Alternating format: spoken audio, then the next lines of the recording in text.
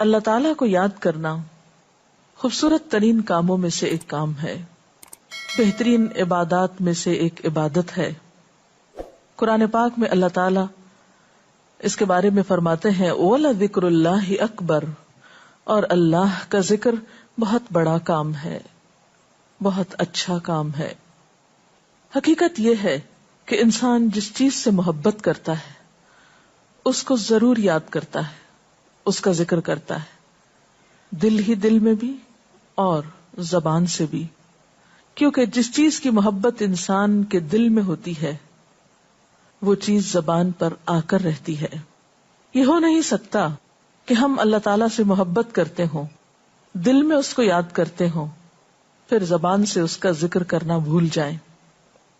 ذکر الہی تو بندہ مومن کی زندگی میں غیر محسوس طریقے سے شامل ہو جاتا ہے، اس کی اس طرح عادت ہو جاتی ہے کہ انسان اٹھتے بیٹھتے چلتے پھرتے تنہائی میں سب کے بیچ میں بیٹھ کر اپنے رب کو یاد کرتا رہتا ہے، دل ہی دل میں یا زیر لب وہ اپنے رب کو کسی حال میں بھی نہیں بھولتا۔ اور بھولے بھی کیوں؟ اس لیے کہ اس کی ذات پر رب کے احسانات ہر ایک سے بڑھ کر ہیں، اس کی نگاہیں ہر طرف رب کے کمالات دیکھتی ہیں، وہ ہر طرف رب کی نعمتوں کو دیکھ کر سرشار ہوتا رہتا ہے۔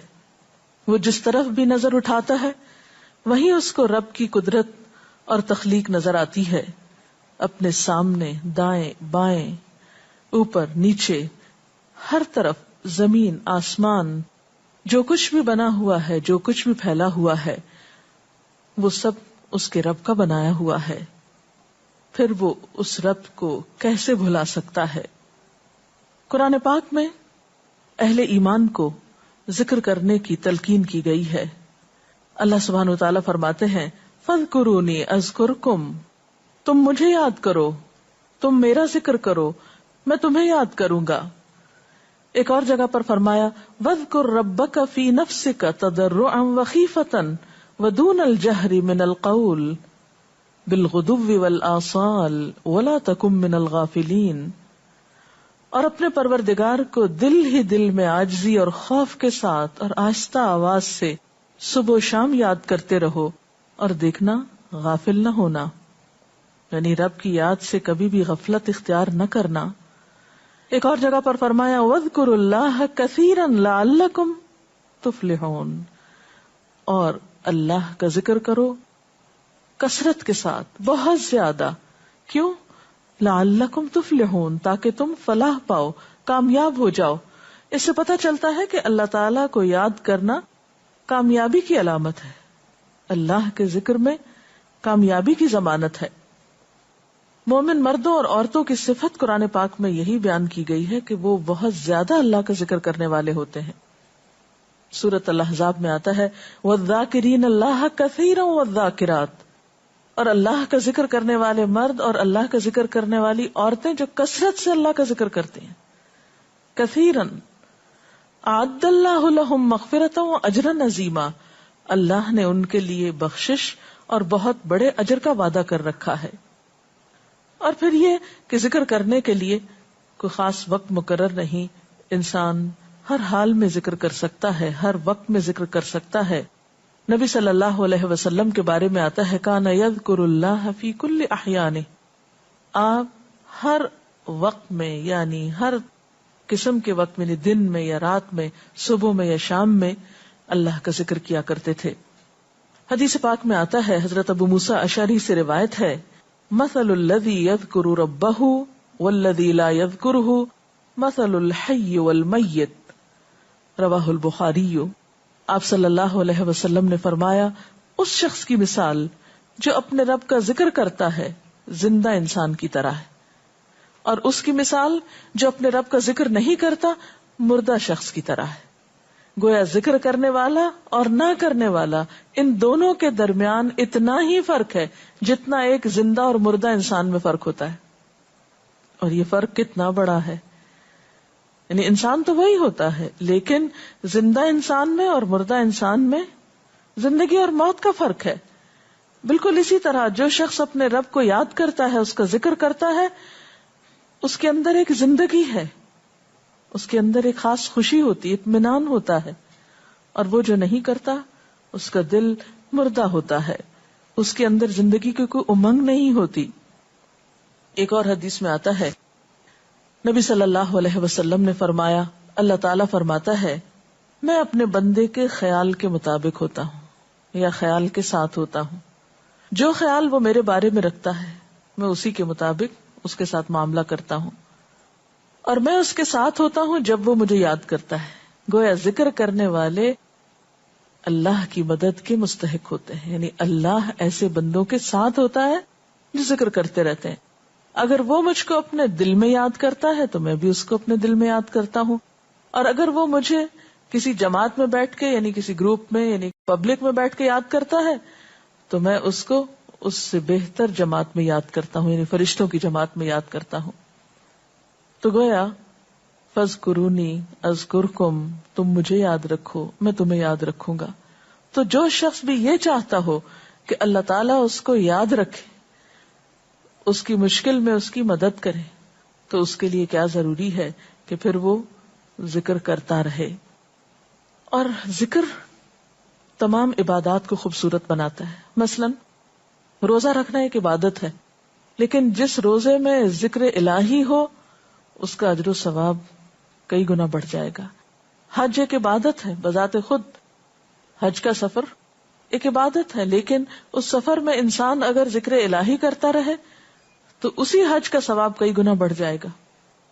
اور نماز تو سراسر ہے ہی اللہ کی یاد کا نام. اقم الصلاۃ لذکری، نماز قائم کرو میری یاد کے لیے. اللہ کے ذکر کا بہترین طریقہ ہے. ایک اور موقع پر آپ صلی اللہ علیہ وسلم سے جب یہ پوچھا گیا کہ سب سے اچھی نماز کس کی، سب سے اچھا روزہ کس کا، سب سے اچھا حج کس کا، سب سے اچھا مجاہد کون، تو آپ صلی اللہ علیہ وسلم نے ہر بار یہی جواب دیا کہ جو اپنے ان کاموں میں ذکر الہی کثرت کے ساتھ کرے.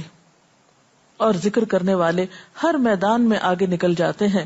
حدیث پاک میں آتا ہے نبی صلی اللہ علیہ وسلم نے فرمایا مفردون سبقت لے گئے. لوگوں نے پوچھا کہ یہ مفردون کون ہے؟ فرمایا وہ مرد جو کثرت کے ساتھ اللہ کا ذکر کرتے ہیں اور وہ عورتیں جو کثرت کے ساتھ اللہ کو یاد کرتی ہیں. اور یہاں آپ نوٹ کر رہے ہیں خاص طور پر مردوں کے ساتھ ساتھ عورتوں کا ذکر بھی ملتا ہے. حضرت عبداللہ بن بصر فرماتے ہیں کہ ایک شخص نے عرض کیا یا رسول اللہ صلی اللہ علیہ وسلم، بے شک اسلام کے احکام مجھ پر بہت ہیں، یعنی ذمہ داریاں بہت ہیں، کرنے کے کام بہت ہیں. آپ مجھے کوئی ایسی بات بتائیں جسے میں اپنے لیے لازم کر لوں، یعنی میرے لیے آسان ہو اور میں پابندی سے کر سکوں. تو آپ صلی اللہ علیہ وسلم نے فرمایا لا یزال لسانک رطبا من ذکر اللہ، کہ ایک چیز پابندی سے پکڑ لو، اور وہ کیا کہ تیری زبان ہمیشہ اللہ کے ذکر سے تر رہے، ہر دم اللہ کو یاد کرتے رہو. اور یہ حقیقت ہے کہ انسان کوئی بھی کام کر رہا ہو، مثلا خواتین کھانا پکا رہی ہیں، گھر صاف کر رہی ہیں، واک کر رہی ہیں، کوئی بھی کام کر رہی ہیں اس طرح کا، تو اس میں ساتھ ساتھ اللہ کی یاد کرتی رہیں. سبحان اللہ، الحمدللہ، اللہ اکبر، استغفر اللہ، لا الہ الا اللہ، ان اذکار کا ورد کرتے رہیں، تو اس میں کام بھی ہوتا رہے گا اور اس کے ساتھ ساتھ اللہ کی یاد بھی ہوتی رہے گی. خصوصی طور پر 2 کلمات ایسے ہیں جن کے بارے میں بہترین اجر کی خوشخبری سنائی گئی. آپ صلی اللہ علیہ وسلم نے فرمایا کلمتان، 2 کلمات ایسے ہیں خفیفتان علی اللسان، جو زبان پہ بہت ہلکے ہیں، یعنی پڑھنے میں کچھ مشکل نہیں. ثقیلتان فی المیزان، میزان میں بہت بھاری ہیں. حبیبتان الی الرحمن، رحمان کو بہت محبوب ہیں، اور وہ کیا ہیں؟ سبحان اللہ و بحمدہ، سبحان اللہ العظیم.